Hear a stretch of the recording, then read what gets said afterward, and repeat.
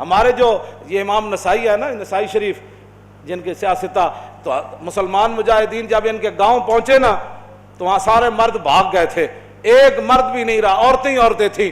جب مسلمان مجاہدین کو پتہ چلا کہ یہاں تو عورتیں ہی عورتیں ہیں تو انہوں نے یہ نہیں کہا یہ تو غیروں کی عورتیں ہیں، لوٹ مار کرو، قتل و غارت کرو۔ انہوں نے کہا کہ نہیں، عورتوں سے ہمیں لڑنے کی کوئی ضرورت نہیں ہے۔ وہ اس گاؤں کو چھوڑ کر واپس آ گئے، کہا کہ یہاں تو عورتیں ہی عورتیں ہیں اور تم کیا کر رہے ہو؟ یہ ہے مسلمانوں کا کردار۔ اور جب حاتم طائی کی بیٹی ننگے سر حضور کے سامنے آئی تو پھر رسول اللہ نے ان سے قید ہو کر آئی اور فرمایا کیا چاہتی ہو؟ کہا جی میں نے آپ یہاں نہیں رہنا، مجھے میرے بھائی عدی بن حاتم شام دوڑ گیا ہے، آپ مجھے سواری دیں اور راستے کا خرچہ دیں، زیادہ راہ دیں تو مجھے آپ آزاد کر دیں۔ حضور نے فرمایا یہ بھائی ان کو سواری بھی دے دو، ان کو کپڑے بھی دے دو، ان کو زیادہ راہ بھی دے دو اور ان کو بحفاظت شام روانہ کر دو۔ جب وہ شام پہنچی نا، عدی بن حاتم، حاتم طائی کے بیٹا، ان کا بھائی نے کہا تھا میں نے حضور کا کلمہ نہیں پڑھنا، جو مرضی ہو جائے۔ جب وہ بہن بھائی کے پاس پہنچی تو پہنچنے کے بعد اس نے پوچھا تو کہاں سے آ رہی ہے؟ انہوں نے کہا میں تو رسول اللہ کے دربار سے آ رہی ہوں۔ انہوں نے کہا پھر کیا ہوا؟ انہوں نے کہا میں تو قید ہو گئی تھی۔ انہوں نے کہا پھر تجھے قتل نہیں؟ انہوں نے کہا قتل کی بات کرتا ہے تو قتل کی بات ہے؟ انہوں نے کہا تو نے کیسا ان کو پایا؟ انہوں نے کہا بھائی جان ایتھے سمجھ آنے والی گل نہیں۔ انہوں نے کہا میں تے نہیں مننا۔ انہوں نے کہا جلا ہویا ایک بار جا تے صحیح، تو ویکھ تے صحیح، تو آیا نہ درتے کیوں بد نصیبہ ہزاراں رنگاں وچ رنگیں دے محمد۔ بہن دے کہن ہوتے عدی بن حاتم کہندے میں تو تیز سواری رکھی ہوئی سی، میں تو نس آیا، میں حضور دا کلمہ نہیں پڑھنا۔ بہن کہن لگی ایک باری جا تے صحیح، اے دسن والی گل کوئی نہیں، ایک باری تو جا کے چہرہ انور ویکھ تے صحیح، خلق عظیم ویکھ تے صحیح، انہاں دی اخلاق تے عادات ویکھ تے صحیح۔ جلیا وہ کہندے میں اتھوں نسدا آیا، نسدیاں پھر میں جدو آیا تو مینوں پتہ چلیا حضور مسجد نبوی شریف تشریف فرماون۔ کہندے میں جدو جا کے حاضر ہویا تو حضور اٹھ کھڑے ہوئے میرے واسطے۔ انہاں مولویاں پیراں خود اخلاق کی وجہ پیش کیتے، میں تو انہوں یہ سچی گل کر رہا ہوں۔ ارے نہ چونکہ خود نہیں اس راستے تے چلنا سی تے چونکہ ایسے تھے تو پھر چونکہ ایسے تھا تو پھر کیوں جی؟ اور جڑی عورت رو رہی سی کب اپنے عزیز دی قبر ہوتے، حضور قریب تو گزرے تو فرمایا اسبری، انہوں نہیں سی پتہ رسول اللہ فرما رہے ہیں، انہیں سر رکھے ہوا۔ غم چیز ہی ایسی ہوندی، اسے واسطے حضور نے فرمایا میرا امتی پناہ منگے، غم بندے نو تباہ کر کے رکھ دیندا۔ انہیں کہا مینوں کہنے والے اسبری، جے تینوں یہ مصیبت پہنچی ہوندی تو تم مینوں نہ کہندا ہے گا۔ میرے آقا نے یہ سنی گل تو حضور چل پے، اس عورت نے کوئی گل نہیں فرمائی۔ اس سے یہ بھی پتہ چلتا ہے کہ جب آدمی اگلا اس حالت میں ہو تو اس کو تبلیغ نہیں کرنی چاہیے، بس جو بات کر دی وہ کر دی، بات ختم ہو گئی۔ زبردستی کسی نے ڈھا کے منانا ہے، لبیک دا نعرہ جنوں سمجھ نہیں آیا ہن تسی انہوں ڈھا کے کی منانا ہے؟ اور میں نے یہ دسو جیڑا اے نہیں کہندا حضور میں بھی لبیک کا اتنا ہی مانا ہے، حضور میں بھی حاضر، میرے بچے بھی حاضر، میرا مال بھی حاضر، میری عزت بھی حاضر اور میرے ماں باپ بھی آپ کے لیے حاضر۔ اس سے زیادہ لبیک کا کوئی معنی نہیں ہے، اور تاجدار ختم نبوت کے نعرے کا اس سے زیادہ کوئی معنی نہیں کہ ساری دنیا تہ و بالا ہو جائے لیکن حضور کی ختم نبوت پر پیرا ہر صورت میں ہوگا۔ بس اس سے زیادہ تاجدار ختم نبوت کا، ہاں جی، اس سے زیادہ لوگ ان کو سیاسی نعرہ بنائے پھرتے ہیں، پیڑا اور تے پھکیاں اور، امت اس نعرے پر کھڑی ہو گئی اور وہ نیچے اختلافات تھے، امت ان کو بلا گئی، انہوں نے کہا بس بھائی لبیک۔ مسجد نبی شریف میں عرب بھی کہتے ہیں لبیک یا رسول اللہ، ہم عربی ہیں لیکن یہ نعرہ تو ہاں جی مصری بھی کہتے ہیں لبیک یا رسول۔ پورا عالم اسلام نہیں پوری دنیا کہہ رہی ہے اس وقت لبیک یا رسول اللہ، ہاں لبیک یا رسول اللہ۔ تو اس سے بڑا اللہ کا کیا کرم ہو سکتا ہے کہ امت اختلافات کو بھلا کر حضور کی غلامی کے لیے جمع ہو گئی۔ اور اقبال کہتا تھا، میں کہتا تھا اقبال کی یہ خواب کب پورا ہوگا کہ اقبال کہتا تھا زاں کے ملت را حیات از عشق اوست اور برگ و ساز کائنات از عشق اوست۔ اقبال کہتا تھا کہ ملت کی حیات، ملت کی ترقی، ملت کا عروج اور پوری دنیا پر اسلام کے غلبے کی ایک ہی وجہ ہے کہ امت حضور سے پیار کرے، حضور سے عشق کرے۔ تو میں کہتا یہ کیسے ہوگا؟ لیکن رب ہے جو چاہے کرے۔ یہ نہیں پتا تھا کہ ممتاز قادری نے جو تختہ دار پر لبیک کہا تھا اس نعرے کی برکت سے پوری امت ایسے کھڑی ہو جائے گی۔ ہاں جی، بات اتنی ہے کہ او عورت نے حضور نال گل کی تھی کہ مجھے بہت مصیبت پہنچی ہے، اس کو تو پتہ نہیں تھا یہ رسول اللہ ہے. اور غم کتنی عجیب چیز ہے کہ وہ حضور کی آواز کو بھی نہ پہچان سکا. اللہم انی اعوذ بک من الغم والحزن. حضور کی اپنی دعائیں مبارکہ ہے کہ میرا امتی کہے میں پناہ مانگتا ہوں غم اور حزن سے. ہاں جی، یہ بڑی ڈاڈی شاید ہے. اب میں جو بات اگلی کرنے لگا ہوں، بعد میں جب صحابہ آئے تو انہوں نے کہا آپ کو پتہ ہے جنہوں نے آپ کہا تھا اسبری صبر کرو وہ کون تھے؟ کہا نہیں. انہوں نے کہا وہ تو خود رسول اللہ تھے. وہ میں نے حضور کو یہ جواب دیا ہے. وہ کہتی ہے میں پھر گئی جلدی جلدی حضور کے دربار پر. میں جو بات کرنے لگا ہوں وہ یہ ہے. وہ کہتی ہے جب میں حضور کے دروازے پر پہنچی تو میں نے کوئی وہاں چوکیدار نہیں پایا. 50 گارڈ اگے تے 50 پیچھے.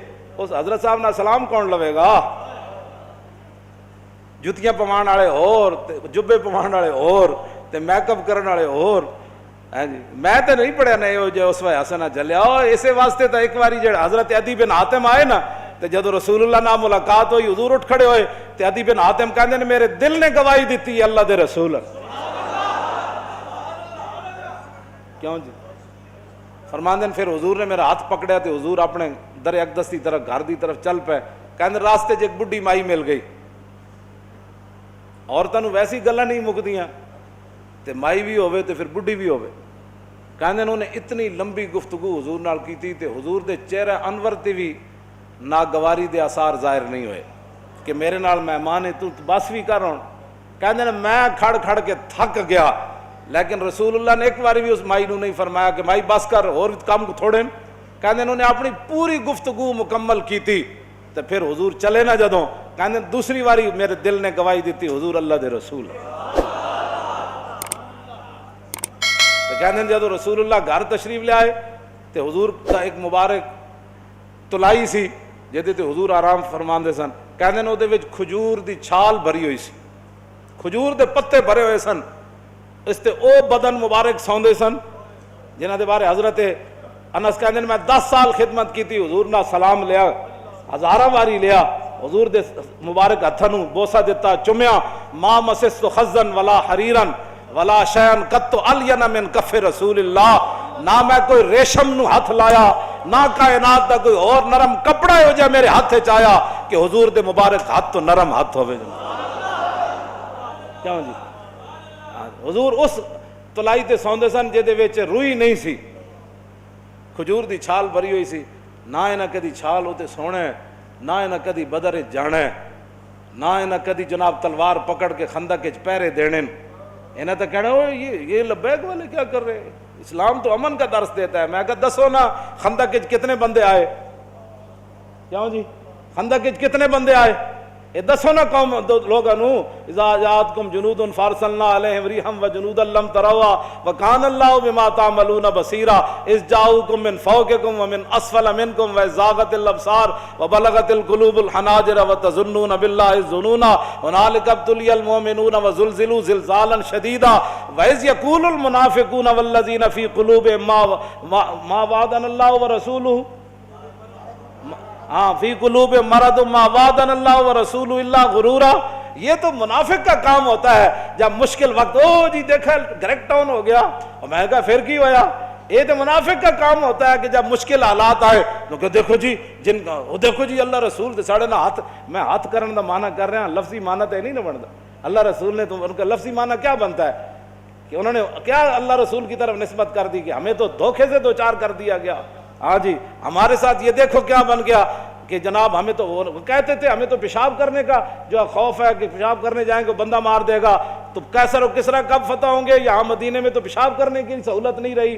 25,000 کا لشکر. منافق کا کام ہی یہ ہوتا ہے کہ وہ جب صحابہ ادھر جو ہے وہ کیا کارنامے سر انجام، اور منافق ان کا بھی رب نے قرآن میں بیان فرمایا کہ منافق کہنے لگے کہ ما وعدنا اللہ ورسولہ وَإِذْ قَالَتْ طَائِفَةٌ مِّنْهُمْ يَا أَهْلَ يَثْرِبَ لَا مُقَامَ لَكُمْ فَارْجِعُوا وَيَسْتَأْذِنُ فَرِيقٌ مِّنْهُمُ النَّبِيَّ يَقُولُونَ إِنَّ بُيُوتَنَا عَوْرَةٌ وَمَا هِيَ بِعَوْرَةٍ إِن يُرِيدُونَ إِلَّا فِرَارًا. کیوں جی یہ منظر بیان نہیں کیوں نہ چلو چلیے توبہ کرو. اتنے تو حال ہی کوئی نہیں، 25,000 کا لشکر آ گیا، آج تو بچی کسی دی نہیں ہونی. کہنے لگے حضور گھر لگے پیچھے گھر میں بندہ کوئی نہیں کی بڑھے گا. اللہ نے فرمایا میرے حبیب گھر تے کاشانہ اقدس جدو آپ گھروں چل کے آ گئے تے آپ دا پیچھے گھر کوئی نہیں.